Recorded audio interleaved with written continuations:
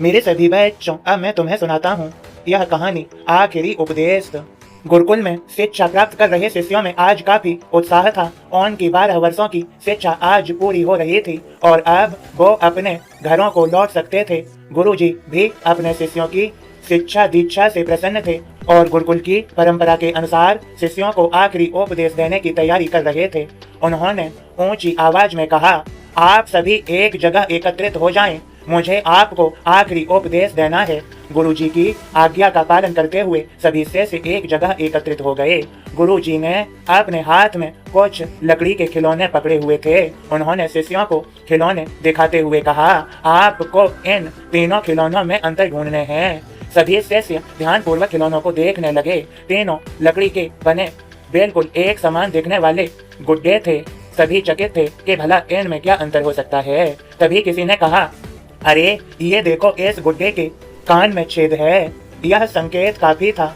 जल्द ही शिष्यों ने पता लगा लिया और गुरुजी से बोले, गुरुजी, इन गुड्डों में बस इतना ही अंतर है कि एक के दोनों कान में छेद हैं, दूसरे के एक कान और एक मुंह में छेद है और तीसरे के सिर्फ एक कान में छेद है। गुरुजी बोले, बिल्कुल सही। और उन्होंने धातु का एक पतला तार देते हुए उसे कान के छेद में डालने के लिए कहा। शिष्यों ने वैसा ही किया। तार पहले गुड्डे के एक कान से होता हुआ दूसरे कान से निकल गया, दूसरे गुड्डे के एक कान से होते हुए मुंह से निकल गया और तीसरे के कान में घुसा पर कहीं से निकल नहीं पाया।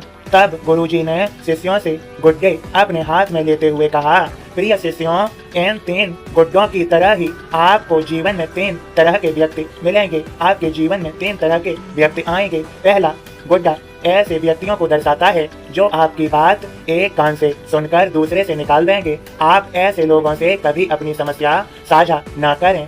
दूसरा गुड्डा ऐसे लोगों को दर्शाता है जो आपकी बात सुनते हैं और उसे दूसरों के सामने जाकर बोलते हैं।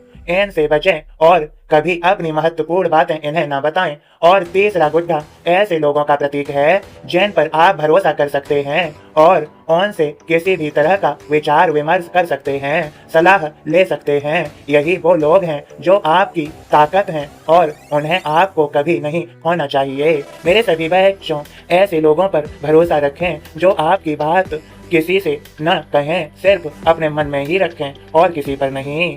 याद रखें, कभी भी ऐसे ही किसी पर भरोसा नहीं कर लेना चाहिए और अपनी बातें कभी भी हर किसी से कहनी नहीं चाहिए, फिर बाद में पछताना पड़ता है। मेरे सभी बच्चों, आज की सीख यही है, अपनी बातें हर किसी से शेयर ना करें। खुश रहें। तुम सभी को मेरी कृपा भरा आशीर्वाद। सबका मालिक एक।